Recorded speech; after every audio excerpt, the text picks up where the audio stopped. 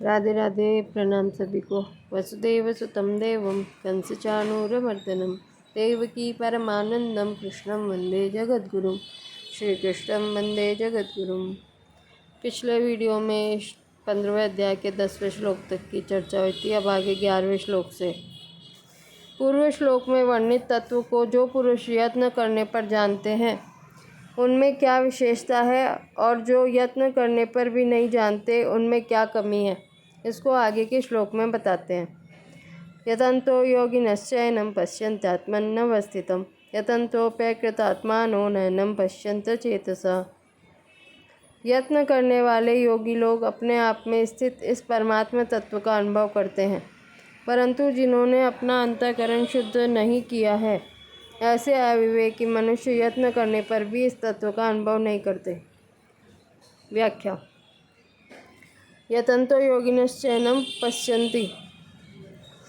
यहाँ योगिना पद उन सांख्य योगी साधकों का वाचक है जिनका एकमात्र उद्देश्य परमात्म तत्व को प्राप्त करने का बन चुका है।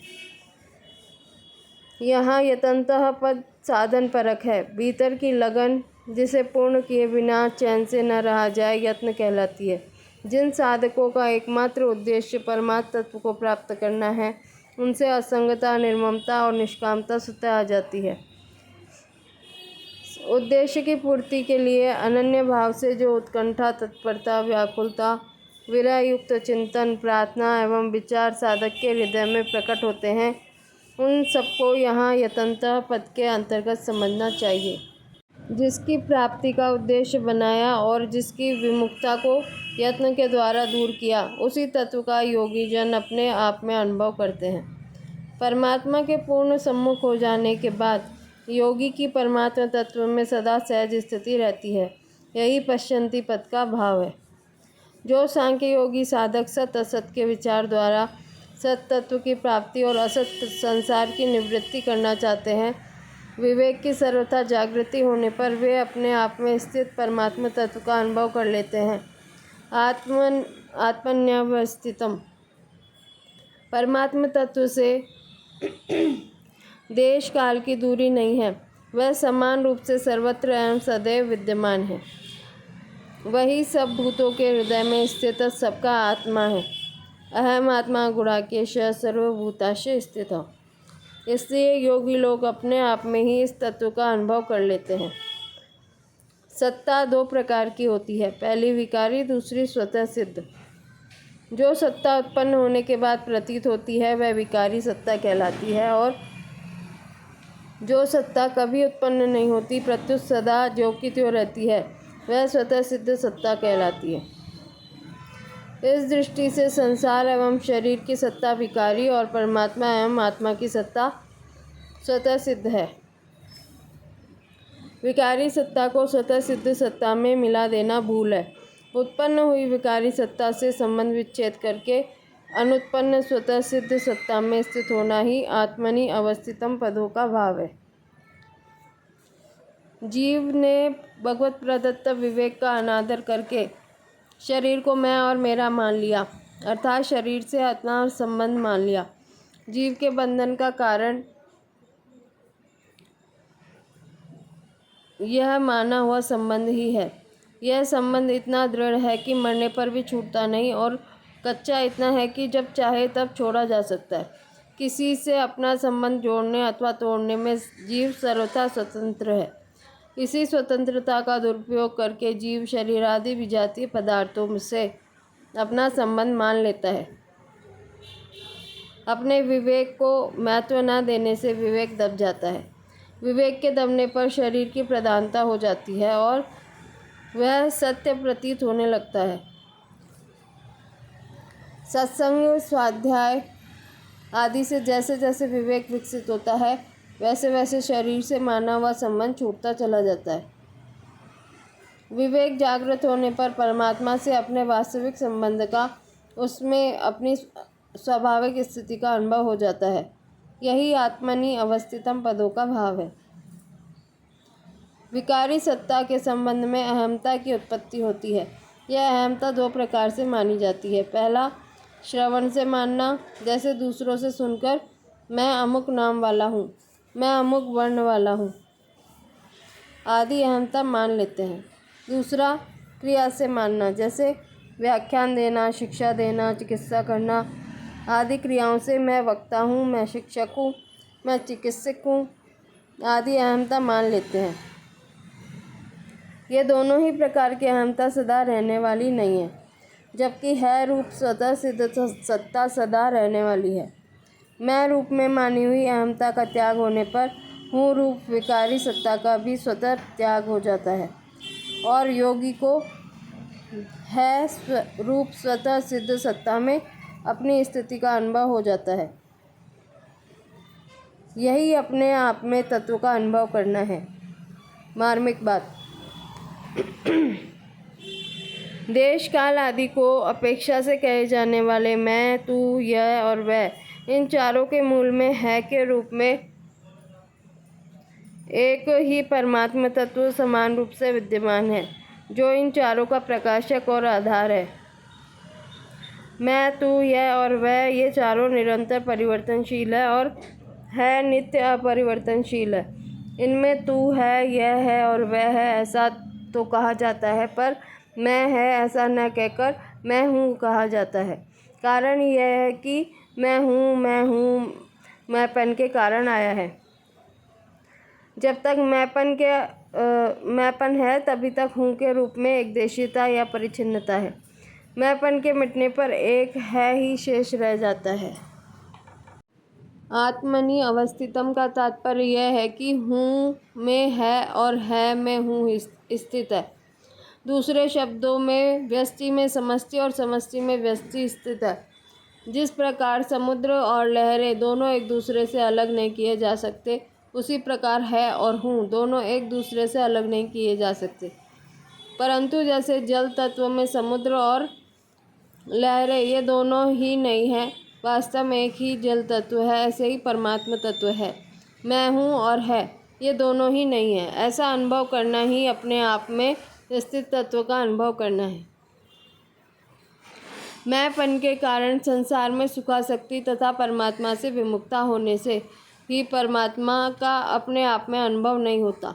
इससे परमात्मा को अपने आप से भिन्न में देखने के कारण उससे दूरी या वियोग का अनुभव करना पड़ता है और उसकी प्राप्ति के लिए जगह जगह भटकना पड़ता है। अपने आप से भिन्न जितने पदार्थ हैं उनसे वियोग होना अवश्यंभावी है, परंतु अपने आप में परमात्मा का अनुभव करने वाले को उससे अपनी दूरी या वियोग का अनुभव नहीं करना पड़ता। अपने आप में परमात्मा को देखना भिन्नता द्वैत भाव का पोषक नहीं, प्रत्युत भिन्नता का नाशक है। वास्तव में मैंपन की भिन्नता का पोषक है। मनुष्य ने भिन्नता के वाचक मैंपन अथवा परिच्छिन्नता, पराधीनता, अभाव, अज्ञान आदि विकारों को भूल से अपने आप में ही मान लिया है। इनको दूर करने के लिए परमात्मा को अपने आप में देखना है। इन विकारों का नाश अपने आप में परमात्मा को देखने पर ही हो सकता है। ये विकार तभी तक हैं जब तक साधक हूँ को देखता है को नहीं। इस हूँ के स्थान पर है को देखने पर कोई विकार नहीं रहता, क्योंकि है में किंचन मात्र भी विकार नहीं है। संसार बदलने वाला है, संसार का अंश होने के कारण मैं भी बदलने वाला है। जैसे मैं बालक हूँ, मैं युवा हूँ, मैं वृद्ध हूँ, मैं रोगी हूँ, मैं निरोग हूँ इत्यादि।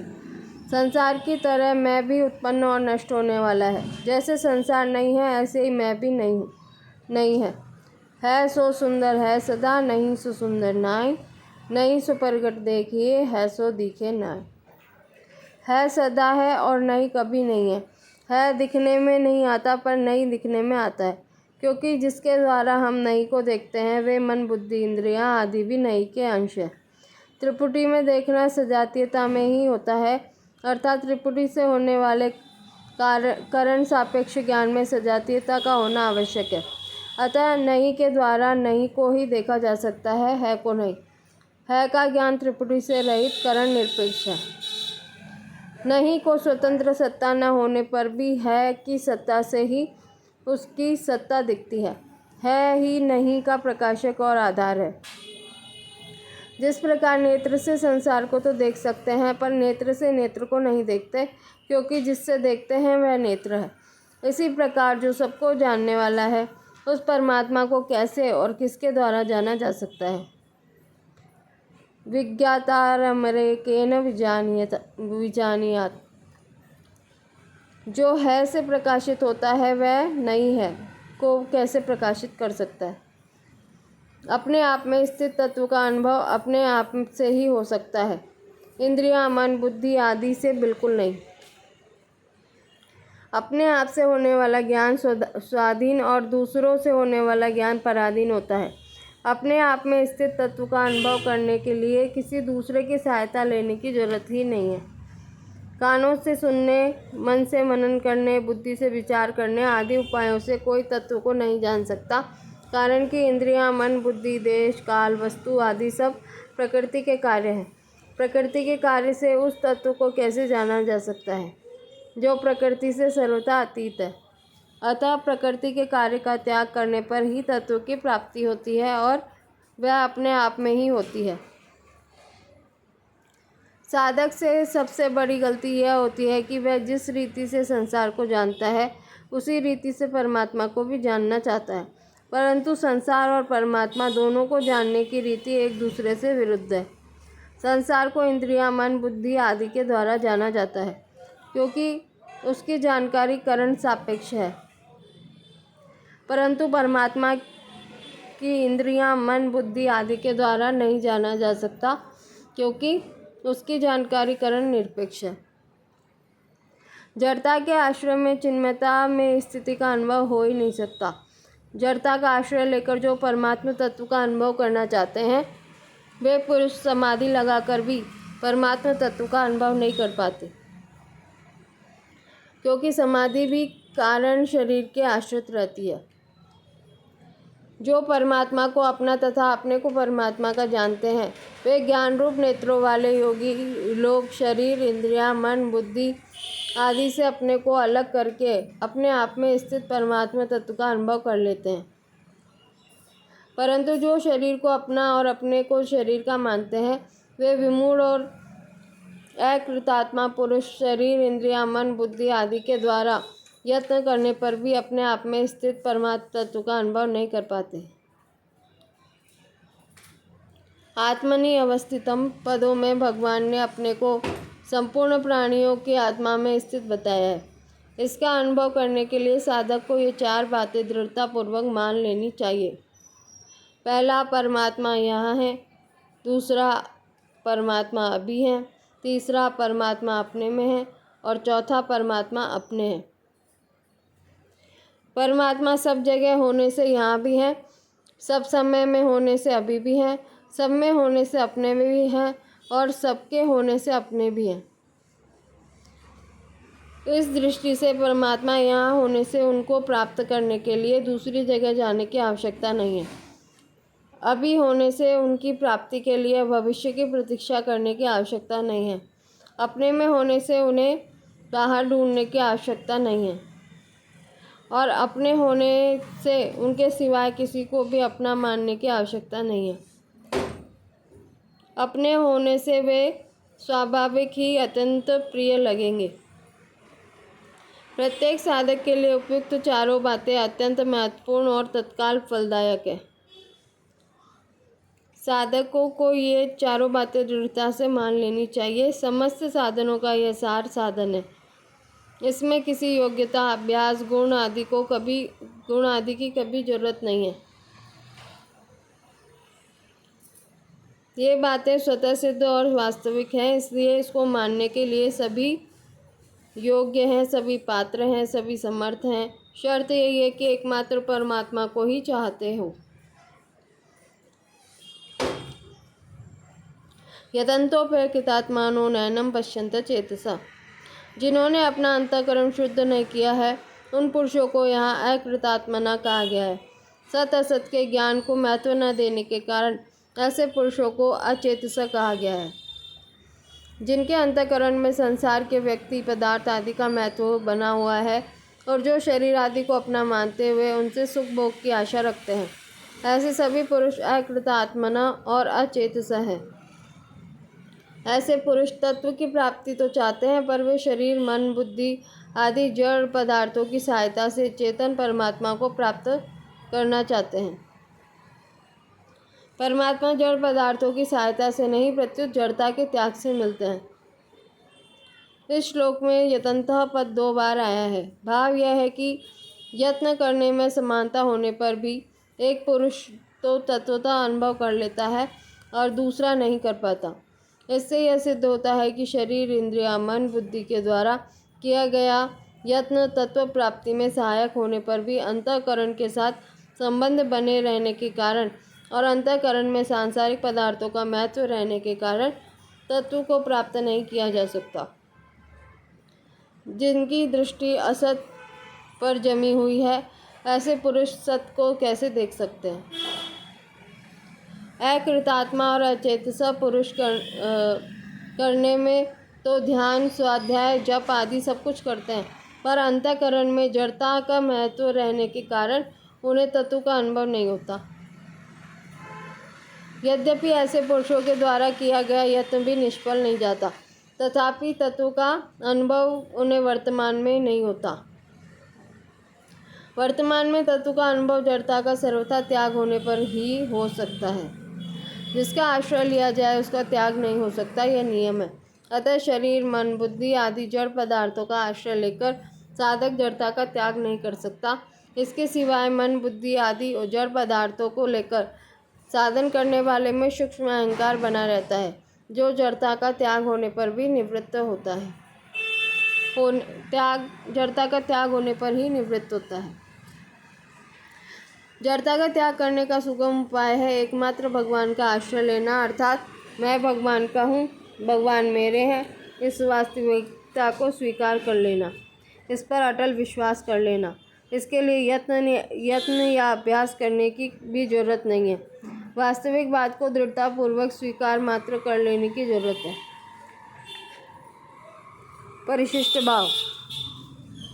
सदा न भोग साथ रहता है, न संग्रह साथ रहता है।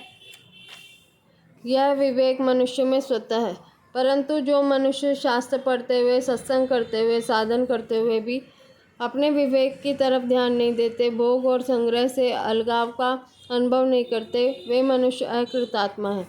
ऐसे मनुष्यों को 18वें अध्याय के 16वें श्लोक में अकृत बुद्धि और दुर्मति कहा गया है। यद्यपि परमात्मा प्राप्ति कठिन नहीं है, तथापि भीतर में राग, आसक्ति, सुबुद्धि पड़ी रहने से वे साधन करते हुए भी परमात्मा को नहीं जानते। कारण कि भोग और संग्रह में रुचि रखने वाला विवेक ठहरता नहीं। पूर्व श्लोक में जिनको विमूढ़ा कहा है, उनको यहाँ अचेतस कहा है। गुणों से मोहित होने के कारण वे न तो विषयों के विभाग को जानते हैं और न स्वयं के विभाग को ही जानते हैं। अर्थात भोगी का संयोग वियोग अलग है और स्वयं भी अलग है, यह नहीं जानते। 7वें से 11वें श्लोक तक के इस प्रकरण में भगवान यह बताना चाहते हैं कि मेरा अंश जीवात्मा बिल्कुल अलग है और जिस सामग्री को वह भूल से अपनी मानता है वह बिल्कुल अलग है। प्रकृति स्थानी। सूर्य और अमावस्या की रात्रि की तरह दोनों का विभाग ही अलग अलग है। उनका परस्पर संयोग होना संभव ही नहीं है। जो उपयुक्त जड़ और चेतन दोनों के विभाग को सर्वथा अलग अलग देखता है वही ज्ञानी और योगी है, परंतु जो दोनों को मिला हुआ देखता है वह अज्ञानी और भोगी है। 15वें अध्याय में 5 श्लोकों के 4 प्रकरण हैं। उनमें से यह तीसरा प्रकरण 12वें से 15वें श्लोक का है, जिसमें 6ठा श्लोक भी लेने से 5 श्लोक पूरे हो जाते हैं। यह तीसरा प्रकरण विशेष रूप से भगवान के प्रभाव और महत्व को प्रकट करता है। 6ठे श्लोक में जो विषय पर परम धाम को सूर्य, चंद्र और अग्नि प्रकाशित नहीं कर सकते, स्पष्ट नहीं हो पाया था, उसी का स्पष्ट विवेचन अब भगवान आगे के श्लोक में करते हैं। यदादित्यगतं तेजो जगद् भासयतेऽखिलं यच्चंद्रमसि यच्चाग्नौ तत्तेजो विद्धि मामकम्। सूर्य को प्राप्त हुआ जो तेज संपूर्ण जगत को प्रकाशित करता है, और जो तेज चंद्रमा में है तथा जो तेज अग्नि में है, उस तेज को मेरा ही जान। व्याख्या। प्रभाव और महत्व की ओर आकर्षित होना जीव का स्वभाव है। प्राकृत पदार्थों के संबंध से जीव प्राकृत पदार्थों के प्रभाव से प्रभावित हो जाता है। कारण यह है कि प्रकृति में स्थित होने के कारण जीव को प्राकृत पदार्थों, स्त्री, पुत्र, शरीर, धन आदि का महत्व दिखने लगता है, भगवान का नहीं। अतः जीव पर पड़े प्राकृत पदार्थों का प्रभाव हटाने के लिए भगवान अपने प्रभाव का वर्णन करते हुए यह रहस्य प्रकट करते हैं कि उन प्राकृत पदार्थों में जो प्रभाव और महत्व देखने में आता है वह वस्तुतः मेरे ही हैं, उनका नहीं। सर्वोपरि प्रभावशाली मैं ही हूँ, मेरे ही प्रकाश से सब प्रकाशित हो रहे हैं। यदादित्यगतम जो जगत भासयते खिलम। जैसे भगवान ने कामनाओं को मनोगतान बताया है, ऐसे ही यहाँ तेज को आदित्यगतम बताते हैं। तात्पर्य यह है कि जैसे मन में स्थित कामनाएं मन का धर्म या स्वरूप न होकर आगंतुक है, ऐसे ही सूर्य में स्थित तेज सूर्य का धर्म या स्वरूप न होकर आगंतुक है, अर्थात वह तेज सूर्य का अपना न होकर आया हुआ है। सूर्य का तेज इतना महान है कि संपूर्ण ब्रह्मांड उससे प्रकाशित होता है। ऐसा वह तेज सूर्य का दिखने पर भी वास्तव में भगवान ही है। इसलिए सूर्य भगवान को या उनके परम धाम को प्रकाशित नहीं कर सकता। महर्षि पतंजलि कहते हैं, पूर्वे शामपि गुरु काले नानव छेदात। ईश्वर सबके पूर्वजों का भी गुरु है, क्योंकि उसका काल से अवच्छेद नहीं है। संपूर्ण भौतिक जगत में सूर्य के समान प्रत्यक्ष प्रभावशाली पदार्थ कोई नहीं है। चंद्र, अग्नि, तारे, विद्युत आदि जितने भी प्रकाशमान पदार्थ हैं, वे सभी सूर्य से ही प्रकाश पाते हैं। भगवान से मिले हुए तेज के कारण जब सूर्य इतना विलक्षण और प्रभावशाली है, तब स्वयं भगवान कितने विलक्षण और प्रभावशाली होंगे। ऐसा विचार करने पर स्वतः भगवान की तरफ आकर्षण होता है। सूर्य नेत्रों का अधिष्ठात्री देवता है, अतः नेत्रों में जो प्रकाश है वह भी परंपरा से भगवान से ही आई हुई समझनी चाहिए। यह चंद्रमसी, जैसे सूर्य में स्थित प्रकाश का शक्ति और दायिका शक्ति दोनों ही भगवान से प्राप्त है, ऐसे ही चंद्रमा की प्रकाशिका और शक्ति और पोषण शक्ति दोनों सूर्य द्वारा प्राप्त होने पर भी परंपरा से भगवत प्रदत्ति ही है। जैसे भगवान का तेज आदित्यगत है, ऐसे ही उनका तेज चंद्रगत ही भी समझना चाहिए। चंद्रमा में प्रकाश के साथ शीतलता, मधुरता, पोषणता आदि जो भी गुण है वह सब भगवान के ही प्रभाव है। यहाँ चंद्रमा को तारे, नक्षत्र आदि का भी उपलक्षण समझना चाहिए। चंद्रमा मन का अधिष्ठात्री देवता है, अतः मन में जो प्रकाश मनन करने की शक्ति है वह भी परंपरा से भगवान से ही आई हुई समझनी चाहिए। यच्चाग्नो, जैसे भगवान का तेज आदित्यगत है, ऐसे ही उनका तेज अग्निगत भी समझना चाहिए। तात्पर्य यह है कि अग्नि की प्रकाशिका शक्ति और दायिका शक्ति दोनों भगवान की ही है, अग्नि की नहीं। यहाँ अग्नि को विद्युत, दीपक, जुगनू आदि का भी उपलक्षण समझना चाहिए। अग्नि वाणी का अधिष्ठात्री देवता है, अतः वाणी में जो प्रकाश अर्ध प्रकाश करने की शक्ति है वह भी परंपरा से भगवान से ही आई हुई समझनी चाहिए। तत्तेजो विद्धि मामकम, जो तेज सूर्य, चंद्रमा और अग्नि में है और जो तेज इन तीनों के प्रकाश से प्रकाशित अन्य पदार्थों, तारे, नक्षत्र, विद्युत, जुगनू आदि में देखने तथा सुनने में आता है, उसे भगवान का ही तेज समझना चाहिए। उपयुक्त पदों से भगवान यह कह रहे हैं कि मनुष्य जिस जिस तेजस्वी पदार्थ की तरफ आकर्षित होता है, उस पदार्थ में उसको मेरा ही प्रभाव देखना चाहिए।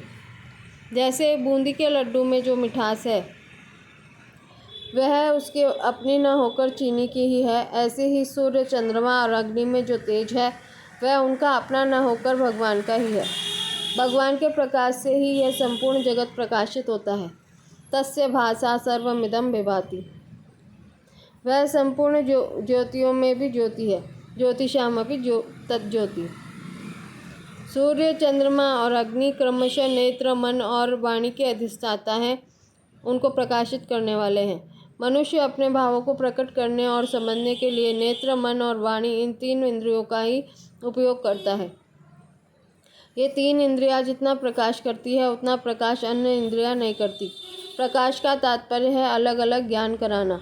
नेत्र और वाणी बाहरी करण है तथा मन भीतरी करण है। करणों के द्वारा वस्तु का ज्ञान होता है। ये तीनों ही करण भगवान को प्रकाशित नहीं कर सकते, क्योंकि इनमें जो तेज या प्रकाश है वह इनका अपना न होकर भगवान का ही है। परिशिष्ट भाव। परमात्मा ही संपूर्ण शक्तियों के मूल है। इस विषय में केनोपनिषद की एक कथा है। एक बार परमात्मा ने देवताओं के लिए असुरों पर विजय प्राप्त की, परंतु इस विजय में देवताओं ने अपनी शक्ति का अभिमान कर लिया। वे समझने लगे हमने ही अपनी शक्ति से असुरों पर विजय प्राप्त की है। देवताओं के इस अभिमान को नष्ट करने के लिए परमात्मा यक्ष का रूप धारण करके उनके सामने प्रकट हो गए। यक्ष को देखकर देवता लोग आश्चर्यचकित होकर विचार करने लगे कि यह यक्ष कौन है। उसका परिचय जानने के लिए देवताओं ने अग्निदेव को उनके पास भेजा। यक्ष के पूछने पर अग्निदेव ने कहा कि मैं जातवेदा नाम से प्रसिद्ध अग्निदेवता हूँ और मैं चाहूँ तो पृथ्वी जो कुछ है उस सबको जलाकर भस्म कर सकता हूँ। तब यक्ष ने उसके सामने एक तिनका रख दिया और कहा कि तुम इस तिनके को जला दो। अग्निदेव अपनी पूरी शक्ति लगाकर भी उस तिनके को नहीं जला सके। वह लज्जित होकर देवताओं के पास लौट आया और बोला कि यह यक्ष कौन है, यह मैं नहीं जान सका। तब देवताओं ने वायुदेव को यक्ष के पास भेजा। यक्ष के पूछने पर वायुदेव ने कहा कि मैं मातरिश्वा नाम से प्रसिद्ध वायु देवता हूँ और मैं चाहूँ तो पृथ्वी में जो कुछ भी है उस सबको उड़ा सकता हूँ। तब यक्ष ने उनके सामने भी एक तिनका रख दिया और कहा कि इस तिनके को उड़ा के दिखाओ। वायुदेव अपनी पूरी शक्ति लगाकर भी उस तिनके को नहीं उड़ा सके। वह लज्जित होकर देवताओं के पास लौट गए और बोले कि मैं यक्ष को नहीं जान सका। तब देवताओं ने इंद्र को उस यक्ष का परिचय जानने के लिए भेजा, परंतु इंद्र के वहाँ पहुँचते ही यक्ष अंतर्धान हो गया और उस जगह हिमाचल कुमारी उमा देवी प्रकट हो गई। इंद्र के पूछने पर उमा देवी ने कहा कि स्वयं परमात्मा ही तुम लोगों का अभिमान दूर करने के लिए यक्ष रूप से प्रकट हुए थे। तात्पर्य है कि सृष्टि में जो भी बलवत्ता, विशेषता, विलक्षणता देखने में आती है वह सब परमात्मा से ही आई हुई है। इससे आगे के श्लोकों की चर्चा कल करेंगे। राधे राधे।